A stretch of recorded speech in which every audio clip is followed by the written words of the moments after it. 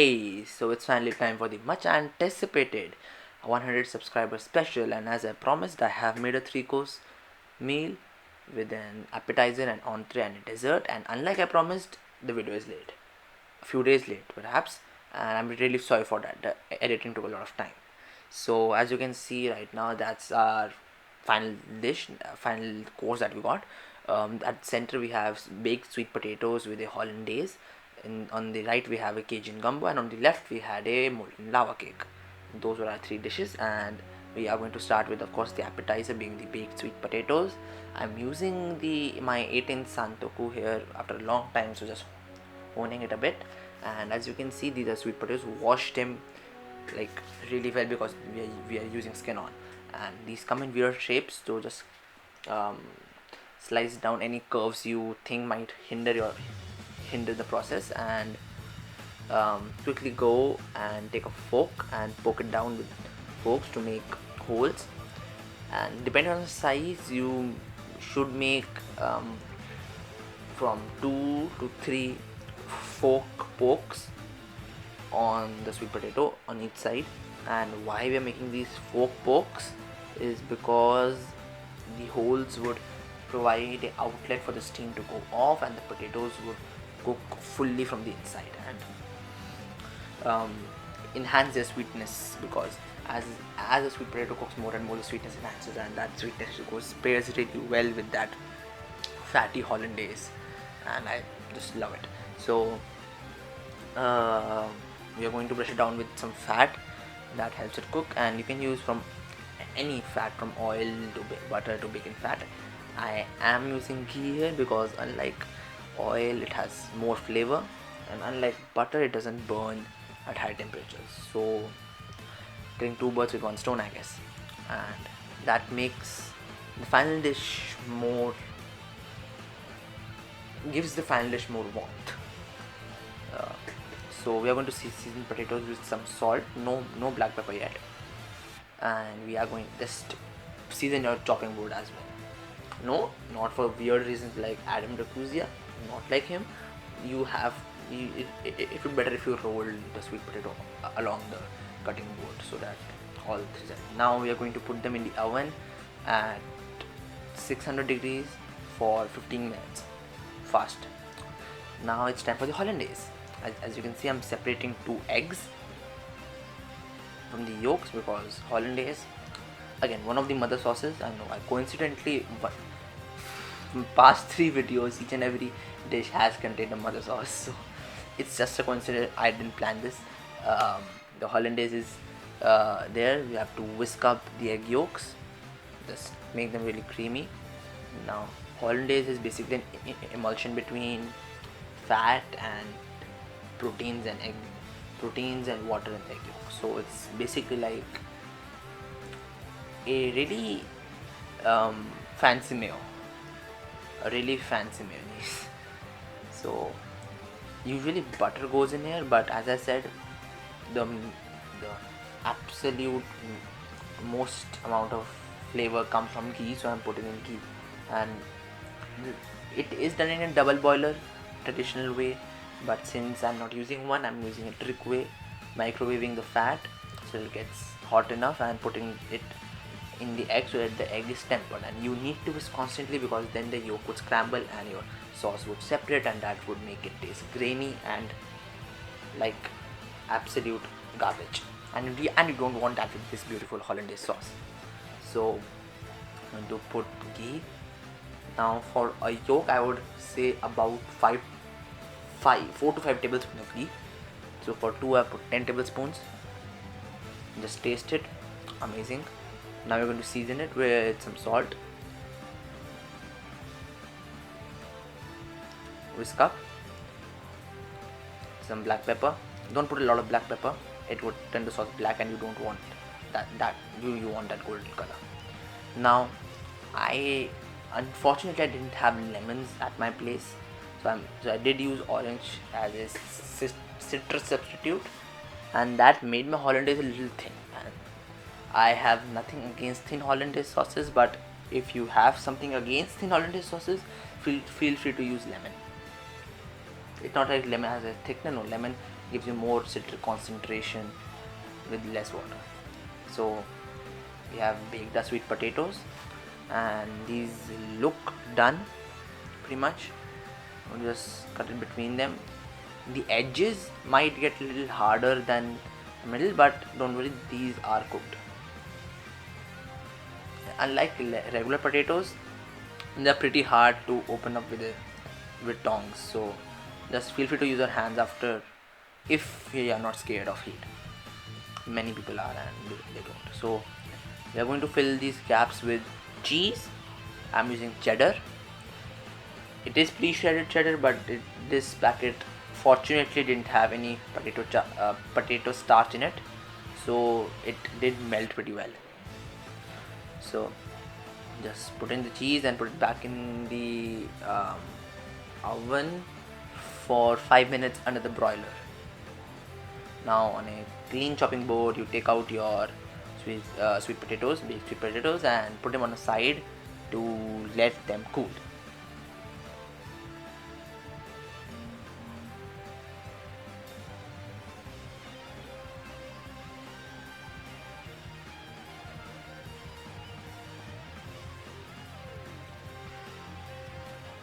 Oh gosh, where's the third one? Where is the third one?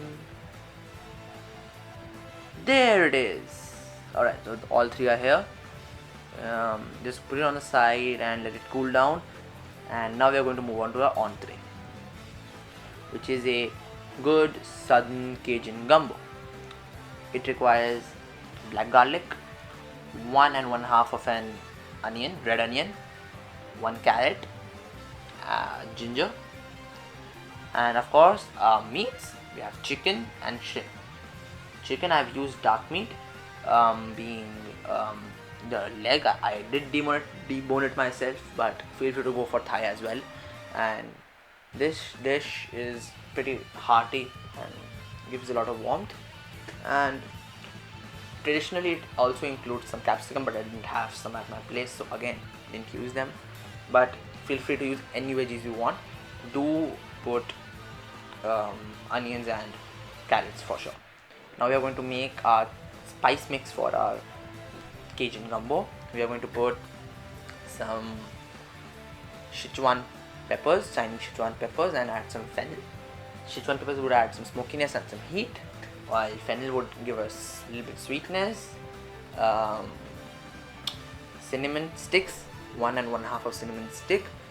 Cinnamon stick would give a nice great aroma. Going to add some oregano, again nice great aroma and fragrance. The mustard seed would give a great bitterness to it, and then the cumin comes to all round and become the catalyst for everything and for the flavor. We are going to toast these. Toasting amplifies in every flavor. And also I apologize for the camera angle. I didn't actually have much space in my kitchen that time, so just apologize for the camera angle. Okay, to stir it till it starts to smoke, and that moment it starts to smoke, you leave it there for not a few minutes, like a minute or two, not a lot, because then spices could burn. So leave it for a minute or two there, and till they're fully toasted, get your spice grinder, turn off the heat, and put in your spices and grind them up. Now back in the pan, you add some ghee and put in the chicken. What are we trying to do here is not to cook the chicken, but just to create some fond. So the time chicken is grilling, we are going to dice our carrot. So for dicing a carrot, you just have to cut it from all 4 sides perpendicularly, so that it becomes kind of a square, cuboidal square kind of thing, and then cut it in half, and you get great dice. You get a great dice from that.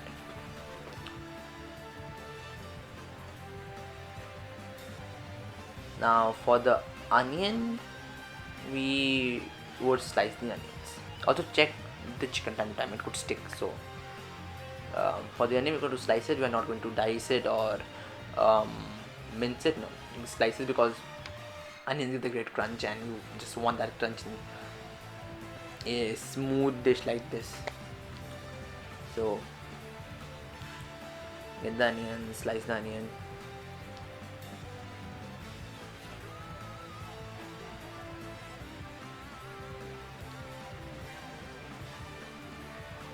We are also going to peel off the black garlic and slice it up.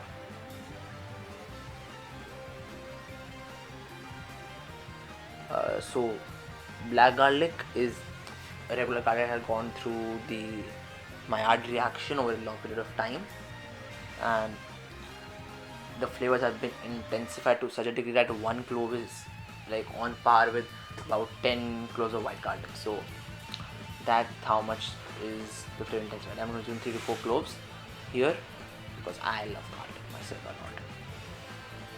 And just keep checking on the chicken time to time, and when the chicken is done, put it on a clean spot on your cutting board, because we are going to, and you can see the great fond has formed, but the chicken isn't cooked because the chicken is going to cook in the gumbo soup. And there you have the fond. I know some chicken bits are stuck, but don't worry. Now we are going to make fond, not fond. We are going to make a roux. I'm saying we are going to make roux. All right. Now here. Now, as I taught you during the mac and cheese episode, roux are of 3 types. You have blonde roux, as it is here. You have light brown roux, that I am going to show you in some time, and you have proper brown dark roux, that the roux that we need. And for that you need a pretty thin roux, not like proper dough roux that we made in the mac and cheese episode. You need roux some sort of this consistency, as you can see on the screen. And here, this that I'm showing you right now is light brown roux. I just wanted to give you guys some idea. And that is dark roux or brown roux. It looks little light because of the yellow light that's above me right now, but it is pretty dark. And you're going to add your veggies in and just saute it. If you wish, like me, you can add some oil in it later so that the sauteing becomes easier, like I did. And cut the ginger up, and you're going to put the ginger in as well. Now with the ginger in, just saute it up, and here I did add some oil, not ghee, oil. That made the sauteing a little easier with the fond. And you are going to add the stock next. Boom, see, magic of editing. Add the stocks in there, and this is the right time to add your black garlic, not your meat, black garlic.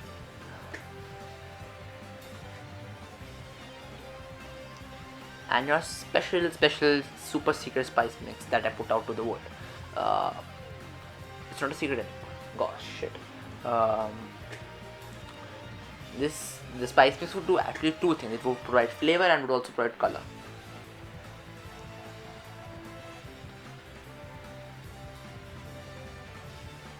Okay, now you're going to chop up your chicken in bite-sized pieces and put the chicken in.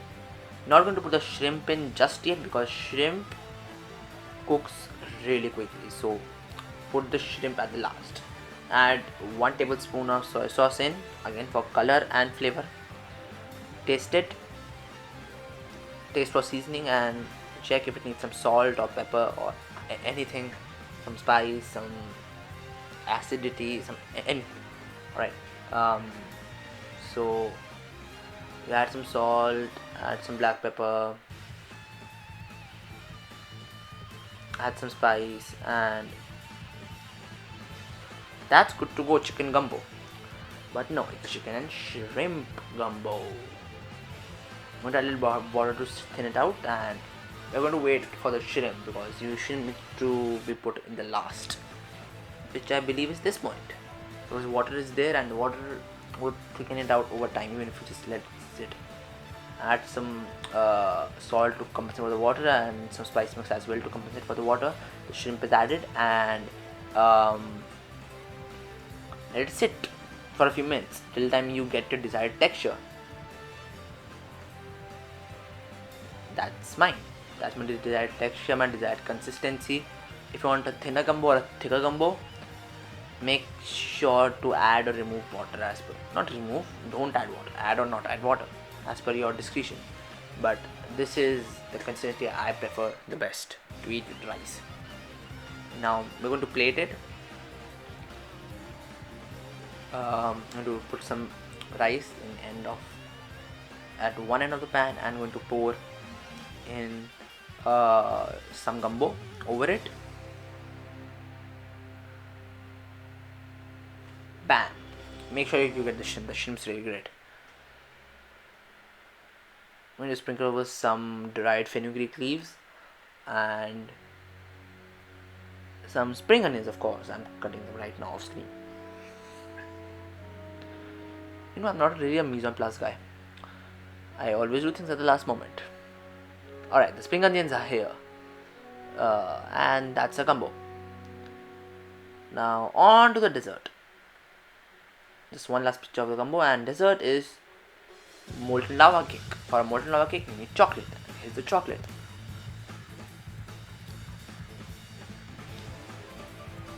Now I'm going to use this for both the cake and for the ganache. Yes, molten lava cake is a solid frozen piece of ganache in a cake batter. It's not uncooked cake, it's not any other thing, it's a solid ganache piece inside a cake batter. And yes, I'm with John Favreau on this. Okay, with that said, we're going to put it on a double boiler because apparently chocolate melts really quick. That makes it difficult for cooking purposes. So you are going to put on that double boiler and mix it up. Just stir occasionally so that it melts.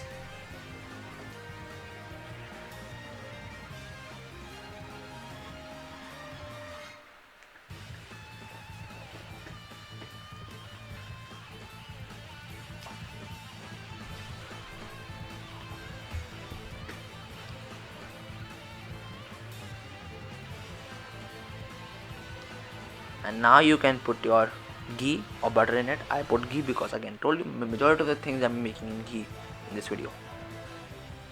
And the time you put ghee, the ghee would start getting hot and act as a catalyst for the chocolate to melt.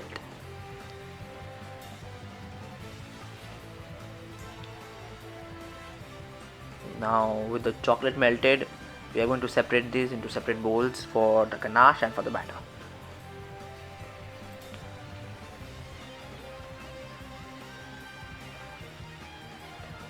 Make sure it's real smooth.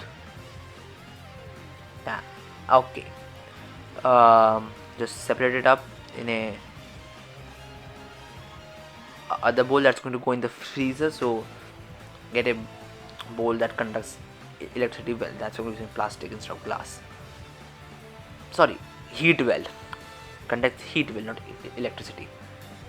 Conducts heat well. And here I'm going to add little tiny bit of chocolate spread. No, and sometimes I don't have to add more sugar to it now. Enough sugar is there. I'm going to add some coffee that would amplify the chocolate taste. Don't worry, it wouldn't make it taste like coffee, although that wouldn't be such a bad thing. But yeah, I'm going to add some oil, not ghee this time. Oil would make it more fudgy. He wouldn't do that. So add some oil, and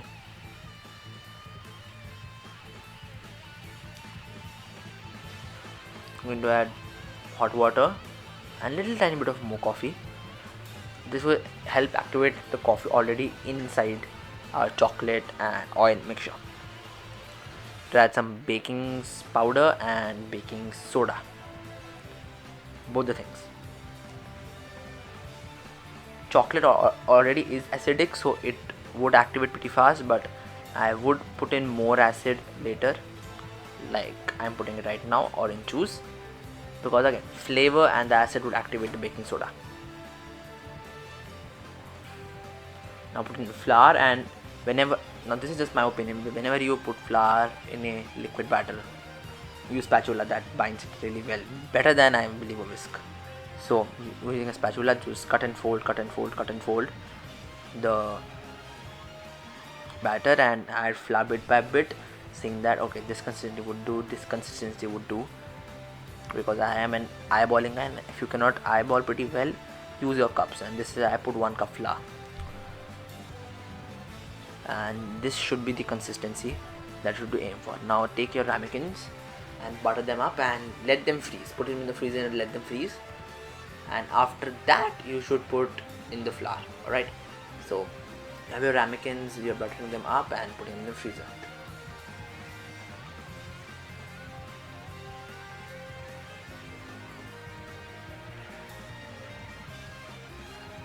Now they're out of the fridge, and you're going to put in the flour so that it doesn't stick.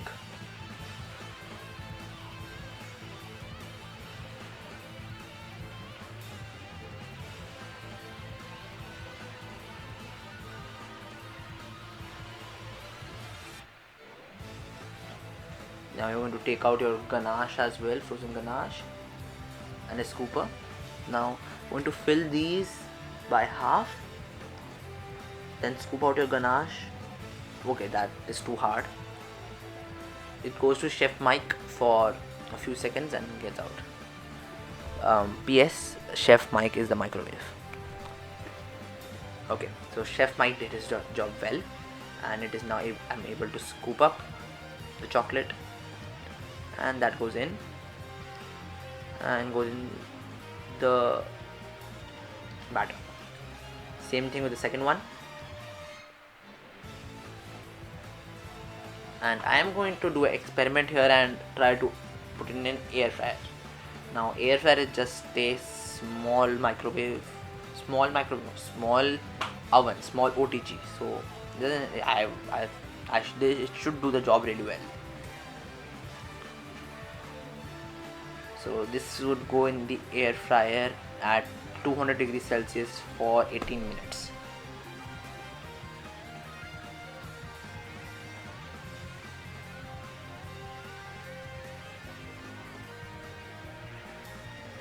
And now they are back, and one thing I didn't keep in mind was that air fryer is naturally a little curved from the bottom, so the batter tended to tilt toward the center and the cake tops were tilted. That's no issue. You just have to slide them up, and with those we are going to let them cool and going to start the plating for our baked potatoes. Going to cut up some spring onions and 1 green chili.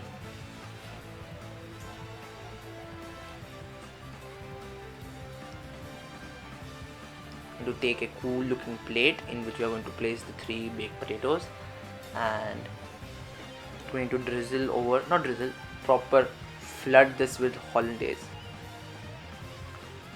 like that, and top it up with some extra cheese, and at last our greens.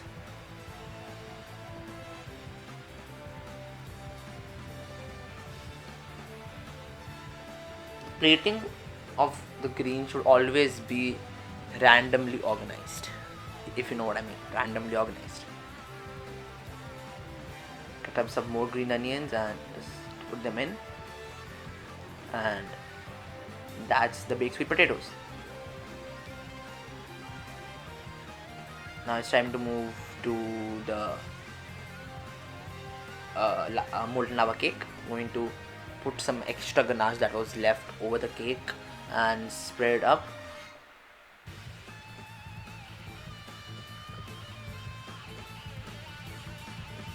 Also, I'm really sorry for the camera quality. This camera got a little hazy with all the steam that was coming out of the cake. So really sorry for that. With that, then we are going to smear I'm going to smear some cream over the plate or the pizza peel. Yeah, this is a pizza peel. So over the pizza peel, we're going to smear some cream, and we're going to add Kit Kats, crushed Kit Kats over the cream to finish the job.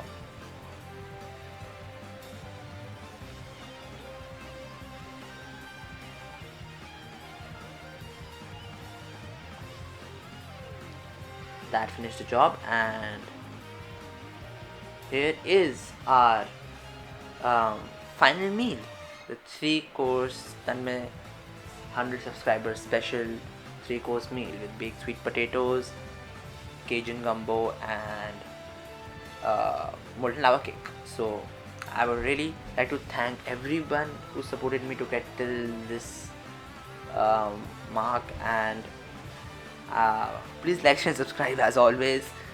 And also for the next video I might do something regarding food wars. I've not done a video for a long time till now, so yeah, again thanks a lot to everyone who supported me till 100 subs and helped me make this milestone. And this 3-course meal, I really wanted to make a 3-course meal for a long time and wasn't getting that special occasion, if you say so. So really really very thank you to you guys, and peace for now.